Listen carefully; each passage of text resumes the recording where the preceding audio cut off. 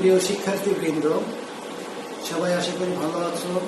আমিও আল্লাহর রহমতে ভালো আছি। আমরা এই করোনাকালীন সময়ে ঘরে বসে শিক্ষা গ্রহণ করছি। এই অনলাইন ক্লাসে সবাইকে স্বাগতম জানাচ্ছি। আজ আমরা নবম ও দশম শ্রেণী বাংলা প্রথম পত্র থেকে আমরা ক্লাস করব। তো বাংলা প্রথম পত্র বই নিয়ে তোমরা প্রস্তুতি নাও। আজ তোমাদের জন্য নবম শ্রেণীর বাংলা প্রথম পত্র গদ্য থেকে আমরা ক্লাস করব। আমি সবাইকে এই অনলাইন ক্লাসে স্বাগতম জানাচ্ছি। সবাইকে শুভেচ্ছা।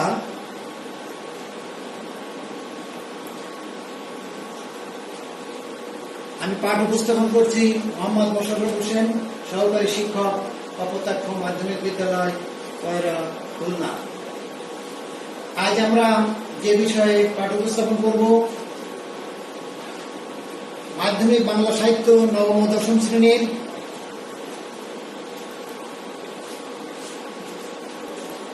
গদ্য থেকে শিক্ষা ও মনুষ্যত্ব, এই প্রবন্ধ থেকে আমরা আজ ক্লাসে অংশগ্রহণ করছি। শিক্ষা ও মনুষ্যত্ব। আমরা একটা ছবি দেখতে পাচ্ছি। ছবিটি দুইতলা একটা ঘরের ছবি। এই নিচতলা আর এটা হলো উপরের তলা। একটি দোতলা ঘর আমরা দেখতে পাচ্ছি। এই ঘরটি হচ্ছে একতলা। উপরের তলাটা, এই ঘরের উপরের তলা হচ্ছে মানব সত্তার, আর নিচতলা হচ্ছে জীব সত্তার। আর এই নিচতলা থেকে উপরের তলার ওঠার জন্য যে মই লাগে, সেই মই হচ্ছে শিক্ষা। অর্থাৎ শিক্ষার সিঁড়ি বেয়ে আমরা নিচতলা থেকে উপরের তলায় উঠি। অর্থাৎ জীব সত্তার ঘর থেকে আমরা মানব সত্তার ঘরে উঠতে সক্ষম হই এই শিক্ষার মাধ্যমে।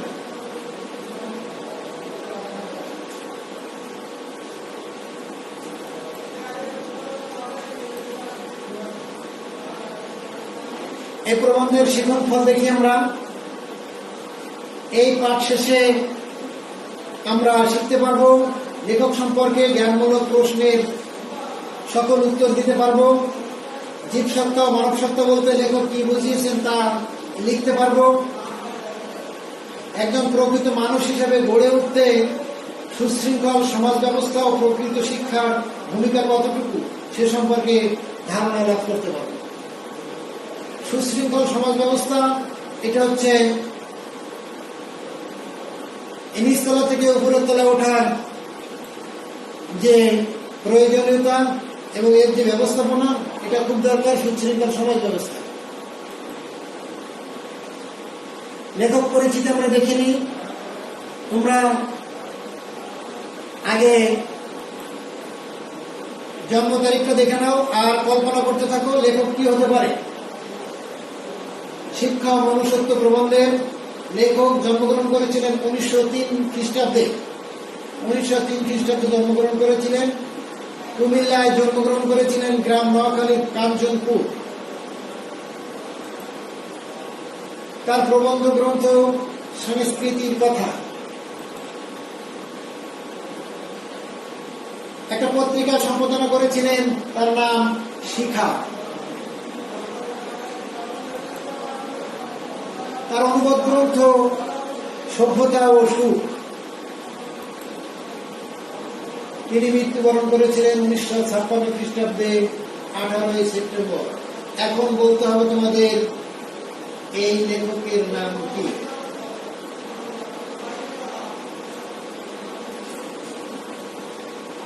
দেখো চিনতে পারো কিনা। হ্যাঁ, ঠিকই ধরেছ। মোতাহের হোসেন চৌধুরী। মোতাহের হোসেন চৌধুরী জন্মগ্রহণ করেছিলেন 1903 খ্রিস্টাব্দে। এবং মৃত্যুবরণ করেছিলেন 1956 খ্রিস্টাব্দে।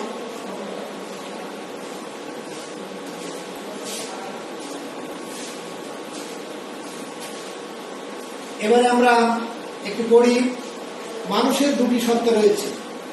সত্তা দুটিকে দোতলা ঘরের সঙ্গে তুলনা করা যেতে পারে। মানুষের এই সত্তা দুটিকে টিকিয়ে রাখতে লেখক শিক্ষার গুরুত্ব তুলে ধরে শিক্ষাকে মনুষ্যত্বের ঘরে পৌঁছার মই হিসেবে আখ্যায়িত করেছে। অর্থাৎ একটা মানুষের জীবনকে দুইতলা ঘরের সাথে তুলনা করা হয়েছে। নিচতলা হচ্ছে জীবসত্তা এবং উপরের তলা মানব সত্তা। এই জীবসত্তার ঘর থেকে মানব সত্তার ঘরে উঠতে যে মই প্রয়োজন হয়, সেই মইটি হচ্ছে শিক্ষা। এই শিক্ষার মাধ্যমে মানুষ আস্তে আস্তে আস্তে আস্তে মনুষ্যত্ব লোকে অর্থাৎ সেই মানব সত্তার ঘরে পৌঁছে যেতে পারে।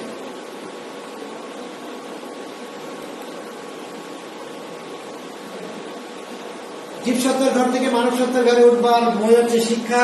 এই শিক্ষার মাধ্যমে মানুষের জ্ঞান চর্চা করতে করতে মানুষের মনুষ্যত্ববোধ, মহানুভবতা, উদারতার মধ্যে পৌঁছে যেতে পারে।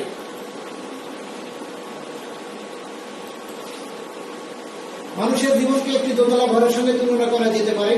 আমরা যেটা ছবিতে দেখতে পাচ্ছি, যে কথা একটু আগেও বলছি, এবারে নিচতলায় থাকে জীবসত্তা।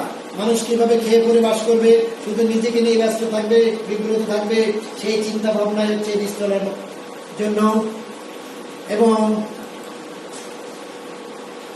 উপরের তলায় মানব সত্তা।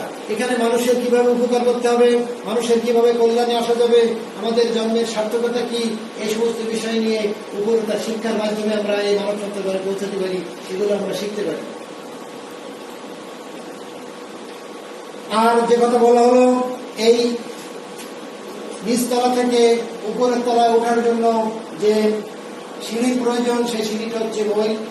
এই মই বেয়ে অর্থাৎ শিক্ষা, এই শিক্ষা বেয়ে আমরা প্রথম শ্রেণী থেকে দ্বিতীয় শ্রেণী এভাবে পর্যায়ক্রমে এই মই বেয়ে আমরা সেই মনুষ্যত্ব লোকের মানব সত্তার ঘরে পৌঁছে যেতে পারি। শিক্ষার দুটি দিক রয়েছে।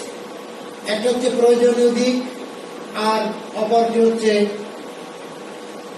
অপ্রয়োজনীয় দিক। আমরা ছবিতে লক্ষ্য করছি কয়েকটি অপ্রয়োজনীয় দিকের কথা আমরা দেখতে পাচ্ছি। আর এটা হচ্ছে প্রয়োজনীয় দিক, যেগুলো মানুষের নিত্য প্রয়োজন সেটা।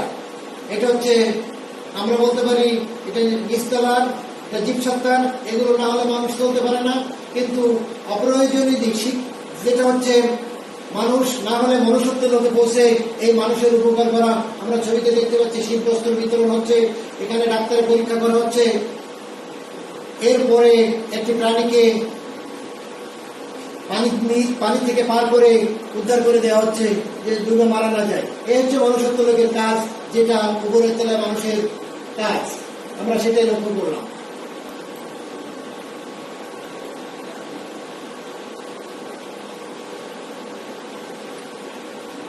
মানুষের চিন্তা চেতনা সবাই একরকম নয়। আমরা সবাই অর্থ চিন্তার নিকটে সকলে বন্দী।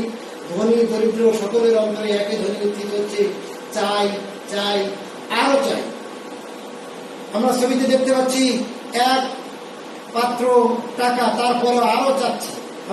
আমাদের চাওয়ার শেষ নাই, মানুষের চাওয়ার আকাঙ্ক্ষার কোনো শেষ নাই। অর্থ চিন্তার নিকটে আমরা সবাই বন্দী, এর থেকে আমরা বেরোতে পারছি না। কিন্তু আমাদের সকলের বোঝা উচিত, সাধনায়, অর্থ সাধনায় জীবন সাধনা নয়, শুধু টাকার পিছনে দৌড়ানোই জীবনের সার্থকতা নয়, এটা আমাদের বোঝা উচিত।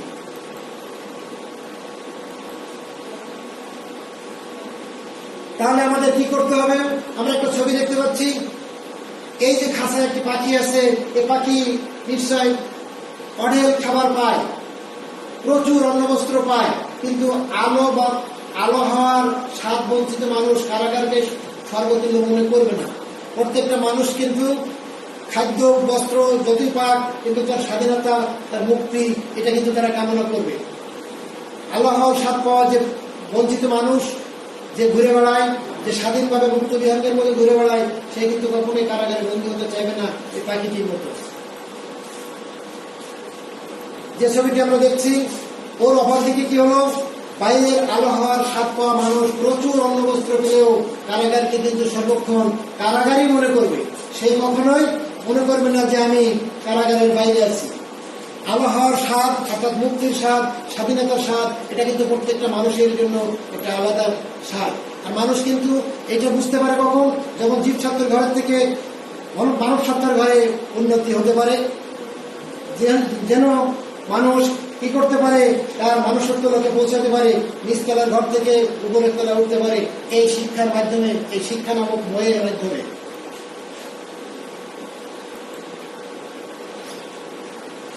এখানে আমরা কয়েকটি স্বাধীনতার বিষয় দেখি। চিন্তার স্বাধীনতা, আমরা ছবিতে দেখতে পাচ্ছি চিন্তার স্বাধীনতা। এখানে সে নিজে নিজে চিন্তা করার স্বাধীনতা তার আছে কিনা। বুদ্ধির স্বাধীনতা, সে এখানে পরীক্ষা করা হচ্ছে। আত্মপ্রকাশের স্বাধীনতা, এই স্বাধীনতা যেখানে নাই সেখানে কিন্তু মুক্তি নাই। আর এই বিষয়টাই বুঝতে পারে এই শিক্ষার মাধ্যমে, যখন মানুষত্ব লোকে পৌঁছে যায় মানুষ, তখনই এই চিন্তার স্বাধীনতা, বুদ্ধির স্বাধীনতা এবং আত্মপ্রকাশের স্বাধীনতা, এই তিনটেই উপলব্ধি করে মানুষ। এই স্বাধীনতা যেখানে নাই সেখানে তার মুক্তি নাই, সেখানে স্বাধীনতা নাই।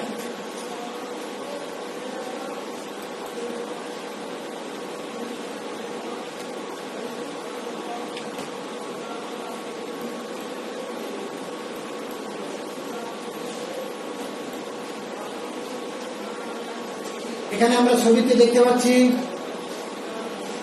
লেখাপড়ারস্তি আর শিক্ষা এক কথা নয়। আমাদের সংস্কার, পরিবেশ পরিস্থিতি আর শিক্ষা এটা কিন্তু এক জিনিস নয়।